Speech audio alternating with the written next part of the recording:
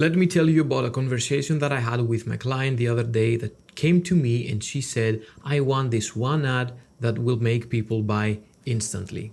And I get it, we all want this one magic bullet, but in my opinion, and it might sting a little bit, most sales do not happen because of one big moment. They happen because of 6, 7, sometimes 10, and sometimes even more smaller ones. Your customer needs to see you, hear about you, and trust you again and again and again. And the more touch points you create, the cheaper it becomes to acquire a new customer for your business. In this video, I will show you how to structure those touch points across your entire funnel and how to track them properly and stop guessing whether a customer buys from you by chance or by design. So stick around, because once you get this one, your entire marketing strategy will shift. So to begin with, let me explain to you what a touch point is.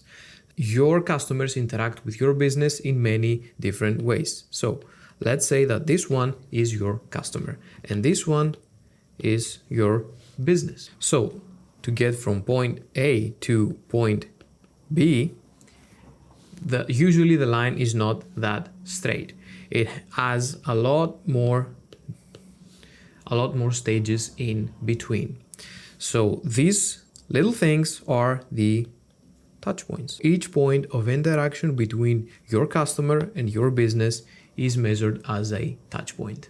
So let me give you an example of a business that sells water bottles. And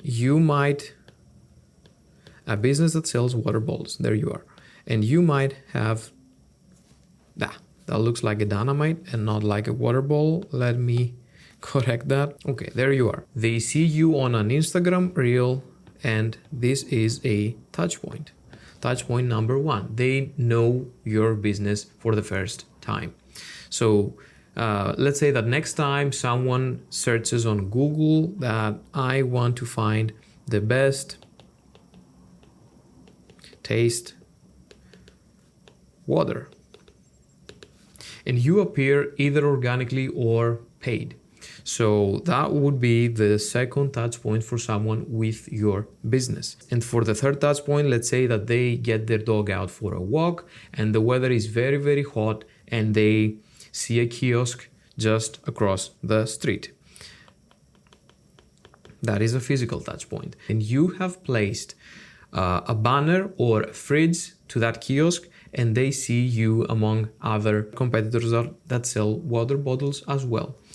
Let me make this clear. The more touch points that you have, the more contacts you have made with the customer. And the more contact points you have made with the customer, the more he trusts you. So the more he trusts your business, the less convincing he needs to buy from you. And that's where you start to compete with brand and not with price. But that is a completely different topic and I won't get into this, at least for now. So there are 3 stages on the whole touch point journey. And these are the early ones, the medium ones, and guess what? The late ones. Correct, you guessed it. In the early stages, someone interacts with you for the first time. They get to know you. That is an I. Cool. So in the early stages, they get the first contact with your business. So this is the point where someone meets your business for the first time. Some people say that the first impression matters a lot, and I agree to that. So make sure that you have been placing those touch points very, very carefully and very, very strategically. So in this early stage, unless you are the only one selling this product or this kind of service in your industry, you will be probably competing with other as well. So the same person that has seen your business for the first time probably will see other competitors as well. So let me do that as other businesses as well. So in those medium stages, he will probably start to consider among those other competitors which one is better suitable for his needs, either a product or a service, and he is actively looking for solutions to a specific problem. So this is where you compete with others. This is the stage that you compete with other competitors. And this is also the stage that is probably the longest in the whole journey over here. Because this is where the people that will be our potential customers will actively look for solutions, and they will probably compare us with the competitors, and they will start to look at our features of the product or the service. They will start to look at the reviews. They will start to compare us to the competitors by price, and this is usually the most competing, let's say, stage. So in the late stages, let's take the previous example that the guy was taking his dog out for a walk. The weather was extremely hot, and he saw this kiosk over here across the street. So he comes close to the kiosk and he sees us and other competitors in the exact same fridge, but we have been placing a lot more touch points throughout the whole journey of the 3 stages, and he has seen us a lot more than he has seen the competitors. So let me tell you this. We usually buy from someone that we know, like, and trust. And the trust part is what we are examining over here. So we become the natural choice.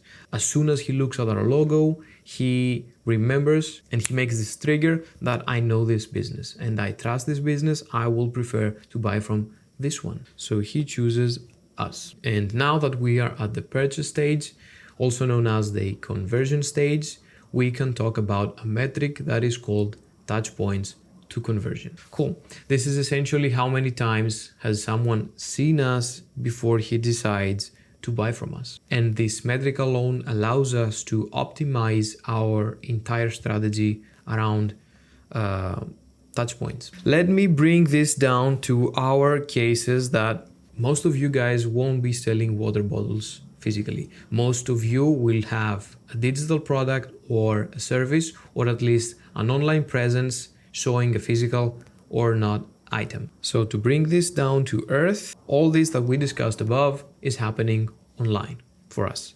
All these touch points become available to us once we have implemented UTMs. These are small keywords that we place at the end of our links, and essentially all it does is that it allows us to identify where its visit came from. So to distinguish the different touch points for your case and paint the map that we painted on the earlier stage, you need to modify all the links that exist online for you. And when I say modify, you need to add these UTMs at the end of its link so that it indicates where its visit came from. So the whole purpose of the data is not to brag about how many data we have, but in order to generate insights and make our marketing moves better and optimize for better purchases. So what you can get from this is this. First of all, what are people seeing in each stage of the funnel? Are they seeing a Google ad? Are they seeing an Instagram ad? Are they exploring organically? What is the touch point in the earliest stage for our case? This is essentially what we need to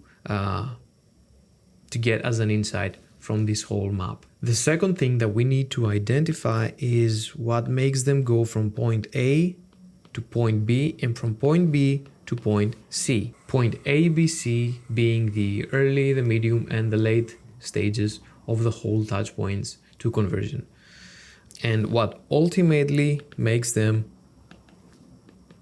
buy. What do they see and they convince themselves eventually to buy from us and not from the rest of the options out there. Finally, to recap, what we said is that all the different contact points that you have with a potential customer is called touch points.